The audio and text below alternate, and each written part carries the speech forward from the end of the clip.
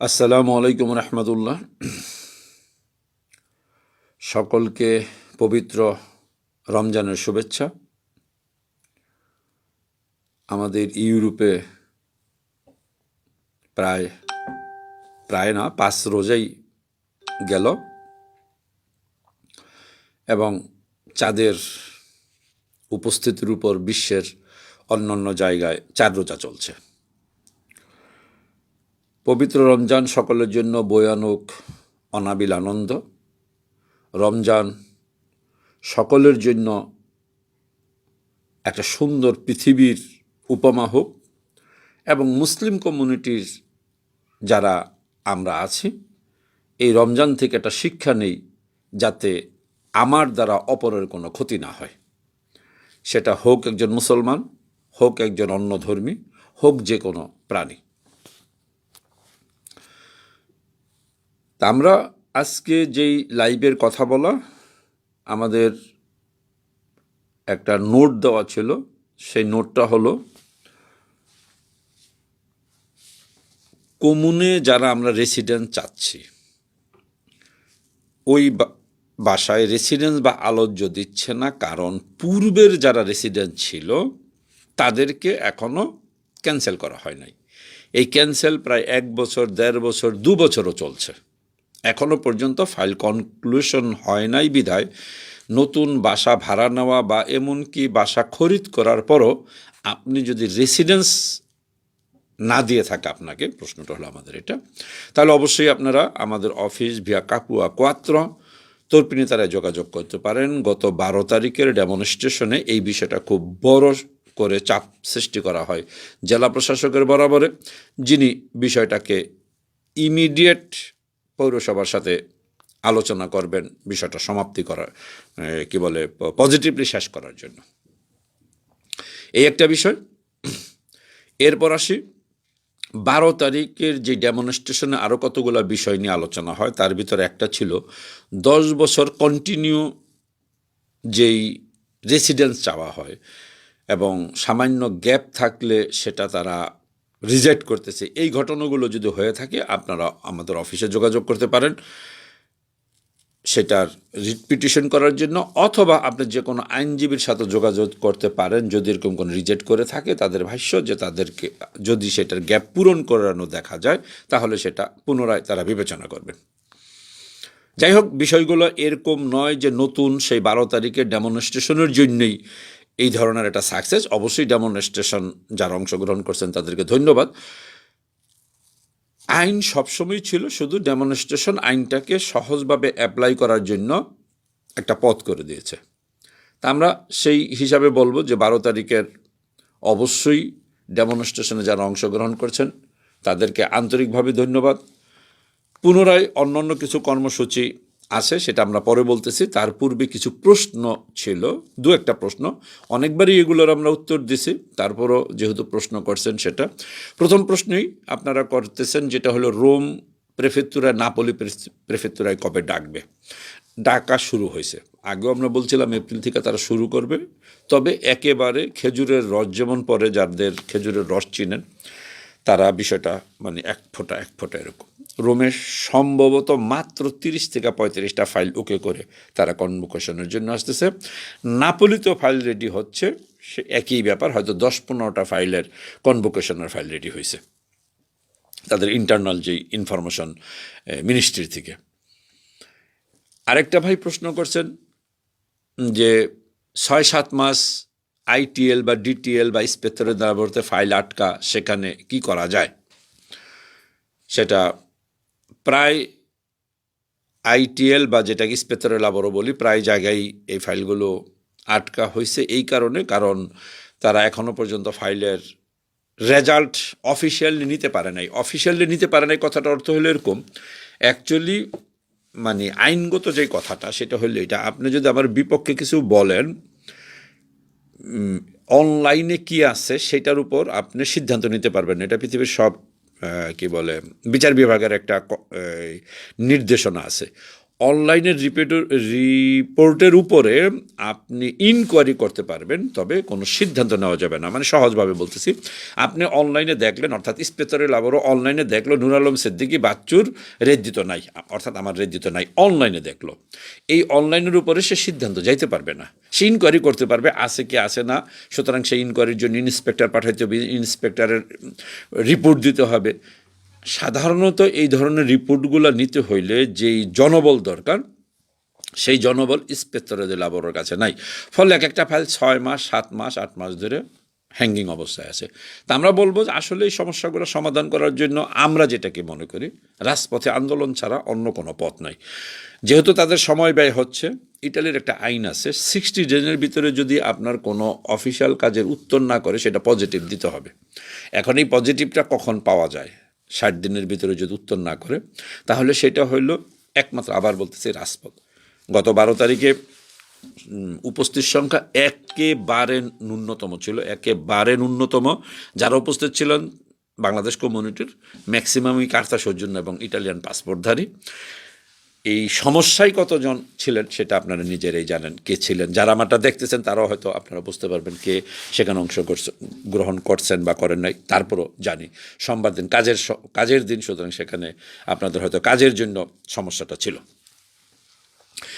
আমরা এখন আসি আমাদের অন্য দুই একটা বিষয়। আরেক ভাই একটা প্রশ্ন করছেন, একটা স্ক্রিনশট দিছেন সিরাগুসার, আরেক ভাই একটা স্ক্রিনশট দিছেন বিপ্লব আহমেদ, এই একটা সৌজন্য রেডি, এই বিষয়টা দুইটা জানার জন্য। আমরা এই দুইটা বিষয়ের জন্য যাওয়ার পূর্বে দুইটা কথা আমরা বলতে চাচ্ছি। সেটা হলো, এটা সবসময় যে কথাটা বলি, যে আমরা এখন রোজার মাসে আছি। আমরা চেষ্টা করি, যদি আমরা সকলে মিলে চেষ্টা করি, তাহলে ইটালিতে একটা সুন্দর মুসলিম কবরস্থান করা সম্ভব, যেখানে 5 ওয়াক্ত আজান হবে, পাশে একটা মসজিদ থাকবে, শিক্ষানিবেশ কিছু পরিবেশ থাকবে, স্কুল, মহাবিদ্যালয়, মাদ্রাসা, ইসলামিক শিক্ষা, কারিগরি শিক্ষা, মহিলা শিশু পুনর্বাসন, এই বিষয়গুলো সম্পৃক্ত থাকবে। অনেকে হয়তো বলতে পারেন, মহিলা ও শিশু পুনর্বাসন কেন ভাই? অনেকবার বলছি, আবার একটা ধারণা দিচ্ছি।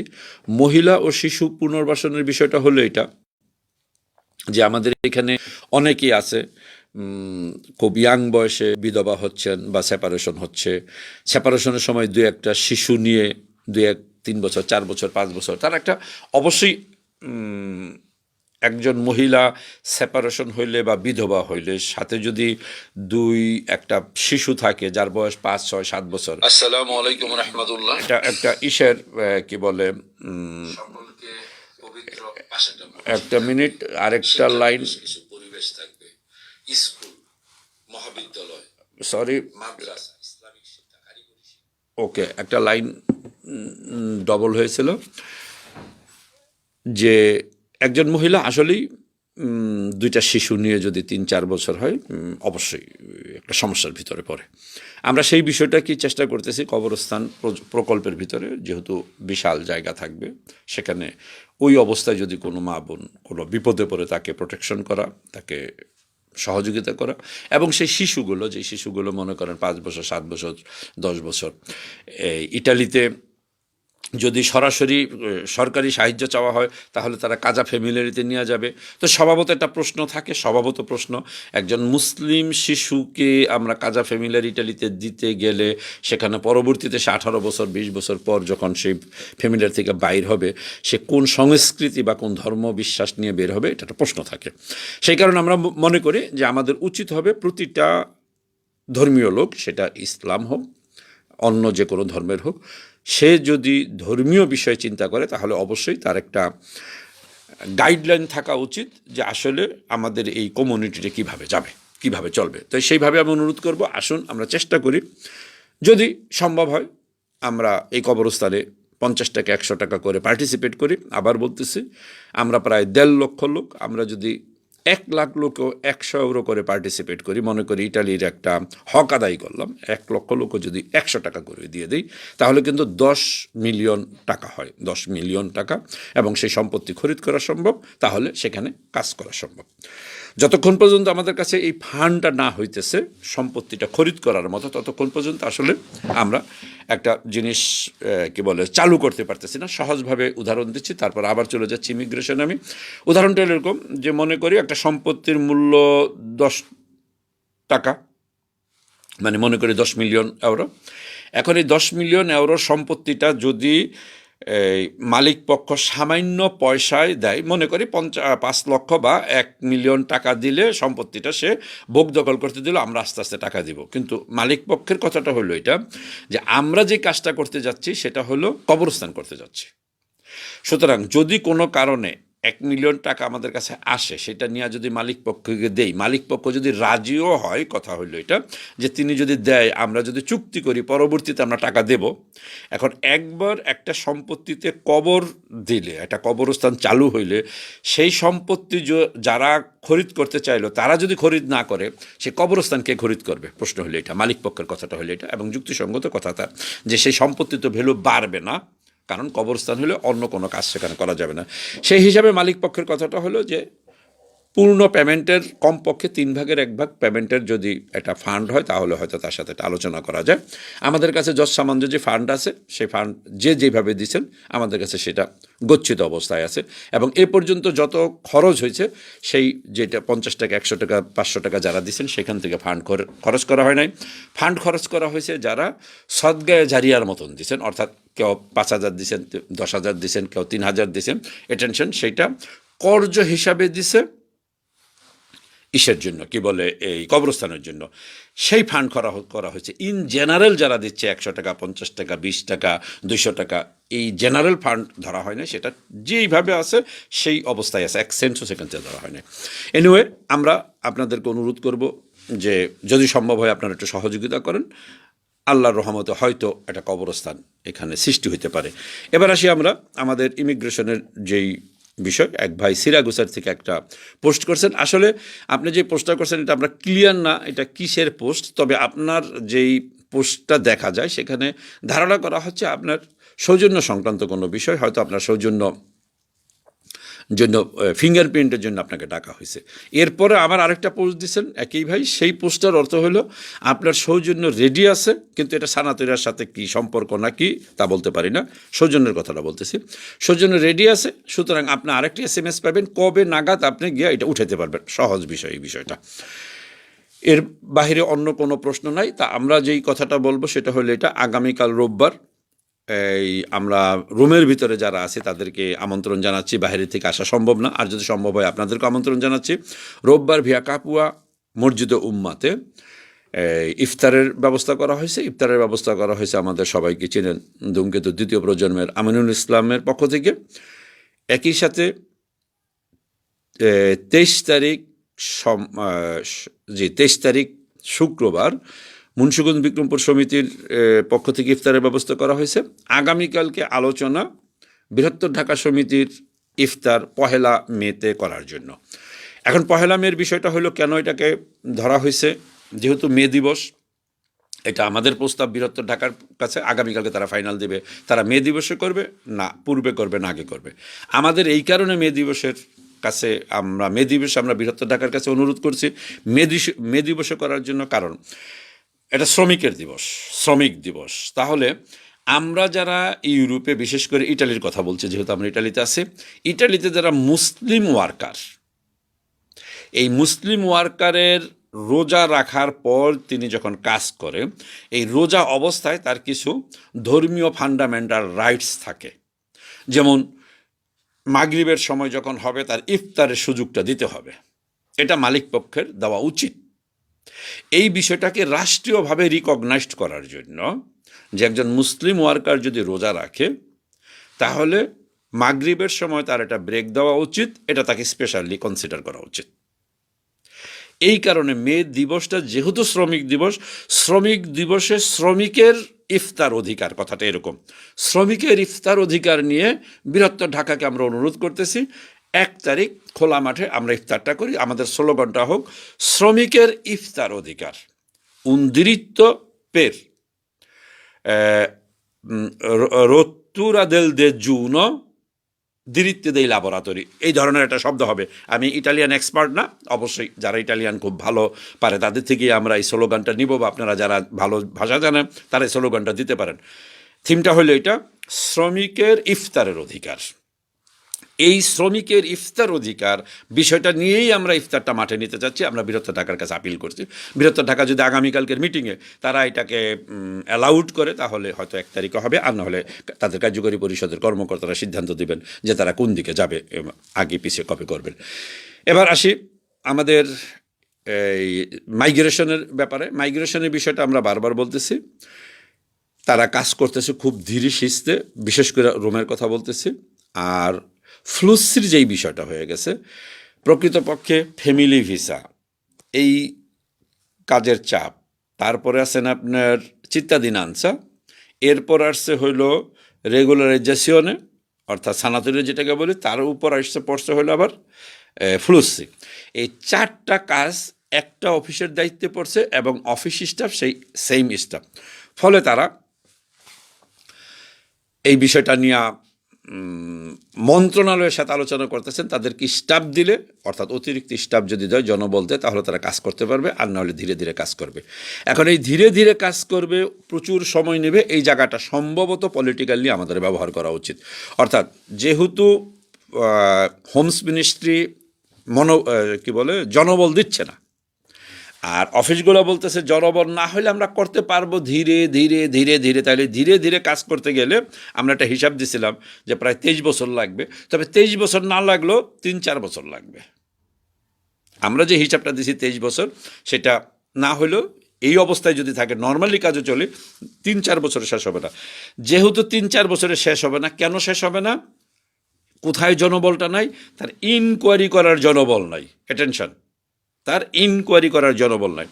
তাহলে যেহেতু তার ইনকোয়ারি করার জনবল নয়, তাহলে আমরা এই জায়গায় আসেন যদি রাস্তায় থেকে বড় ধরনের একটা আওয়াজ দিতে পারি, তুমি আমার সৌজন্য দাও, তোমার ইনকোয়ারির জনবল নাই, এই জন্য তুমি আমি আটকায় রাখতে পারো না, কারণ আমি ট্যাক্স পেমেন্ট করছি, তুমি আমাকে মিনিমাম 1 বছরের সৌজন্য দাও, বাস শেষ।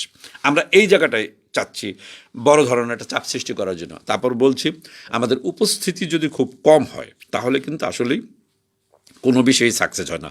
আপনি একটা কথা জেনে রাখেন, অনেক সময় ধর্মীয়ভাবে বলে যে 40 জনের উপরে লোক এক জায়গায় হইলে সেখানে নাকি একজন অলি থাকে, বা আমি কথা বলতে চাচ্ছি এরকম, অর্থাৎ সংখ্যা যখন বৃদ্ধি পায় তখন একটা গুরুত্ব বাড়ে এবং গুরুত্বপূর্ণ একটা এই অবস্থার সৃষ্টি হয়। 40 জন বা 400 জন বা 100 জন বা 500 জন লোকের উপস্থিতিতে যদি একটা দোয়া করা হয়, সেই দোয়াটারও কিন্তু একটা যথেষ্ট গুরুত্ব বহন করে, এটা শুনছি, আমি আবার বলতেছি। যেই কারণে খরা হইলে, বর্ষা হইলে, খোলা মাঠে, বর্ষা হইলেও হ্যাঁ, সেখান থেকেও মানে প্রাকৃতিক দুর্যোগ থেকে রক্ষা পাওয়ার জন্য, ঝড় তুফানের জন্য, বা বিশেষ করে খরা হইলে, বৃষ্টি না হইলে শত শত লোক, হাজার হাজার লোক মাঠে গিয়ে একসাথে দোয়া করে। এর অর্থাৎ কি? অর্থাৎ সামাজিকভাবে সমস্ত লোকের সমন্বয়ে আপনার কাজগুলা করা। এটা ধর্মীয়ভাবেও যেরকম বিষয়টা আমি মনে করি, এটা আমাদের ছোট ধারণা, এটা রাজনৈতিকভাবে তাহলে একই হবে। যদি আমরা সকলে একত্রিত হয়ে একটা কথা নিতে পারি, তাহলে সেটা প্রশাসনও খুব সম্ভবত ভালোভাবে শুনবে। আমি আর কথা দীর্ঘায়িত করব না, আপনাদেরকে আমন্ত্রণ জানাচ্ছি আগামীকাল মসজিদে উম্মাতে ইফতার আমিনুল ইসলামের পক্ষ থেকে আপনারা আমন্ত্রিত। 23 তারিখে মুন্সিগঞ্জ বিক্রমপুর সমিতির পক্ষ থেকে মসজিদে উম্মা এবং মসজিদে রোমে ইফতার, আপনারা আমন্ত্রিত। আগামীকালকে বৃহত্তর ঢাকার বেলা 3টায় একটা মিটিং আছে, বেলা 5টায় একটা মিটিং আছে। উভয় মিটিংয়ের ভিতরে আপনারা আমন্ত্রিত। সেখানে আমাদের প্রস্তাব আমরা তুলে ধরব বৃহত্তর ঢাকার। একই সাথে আপনাদেরকে একটা তথ্য দিচ্ছি যে মসজিদে উম্মা খরিদ করার বিষয়ে আপনারা জানতেন যে আমরা ব্যাংকের সাথে একটা কথা বলতেছিলাম। তারা যেই টাকাটা আমাদের কাছে একটা নির্দিষ্ট সময়ের জন্য, নির্দিষ্ট সময়ের ভিতরে একটা নির্দিষ্ট অঙ্ক তারা ডিমান্ড করছে, সেটা আমরা পূরণ করতে পারিনি। ফলে গত 14 তারিখে এটা অকশনে ছিল। অকশনে হয়তো আল্লাহর খাস রহমত এই নিলামের ভিতরে কেউ অংশগ্রহণ করে নাই। না করার কারণে ব্যাংক ঠিক আমাদের উপর যে চাপটা রাখছিলেন সেই চাপটা নাই। এর অর্থাৎ এই না যে চাপ নাই, ওই সময়কার যে চাপটা সেটা আমাদের থেকে একটু কম। আগামীকালকে বৃহত্তর ঢাকার কাছে এই বিষয়ে আমরা তথ্যগুলো দিব। তারপরে যদি তারা মনে করে এখন নতুন কোনো বিষয় ব্যাংকের সাথে একটা আলোচনা করা যায়, তাহলে হয়তো এত সুন্দর একটা জায়গা খরিদ করা সম্ভব হতে পারে। পুনরায় সকলকে পবিত্র রমজানের শুভেচ্ছা। আমাদের জন্য দোয়া করবেন, আপনাদের সকলের জন্য দোয়া রইল। ভুল ত্রুটি ক্ষমা সুন্দর দৃষ্টিতে দেখবেন। আল্লাহ তাআলা আমাদেরকে সবাইকে সঠিক পথে চলার তৌফিক দান করুন। সমস্ত পৃথিবীর থেকে মহামারী এবং সমস্ত পৃথিবীর মানুষ আমরা যেন একে অপরের জন্য, যে যেই ধর্মেরই হই, একে অপরের জন্য যেন মানব কল্যাণের সময় ব্যয় করতে পারি। শুধু মানবের কল্যাণই নয়, মানবের কল্যাণের সাথে প্রকৃতিরও যেন আমরা পাশে থাকতে পারি। আমরা যেন একজন মানুষ হিসাবে, একজন সৃষ্টির শ্রেষ্ঠ জীব হিসাবে যেন একটা পশুরও আমরা কোনো ক্ষতি না করি। এই প্রত্যাশায় সকলের থেকে বিদায় নিচ্ছি। আসসালামু আলাইকুম রহমতুল্লাহ বারকাতুহু।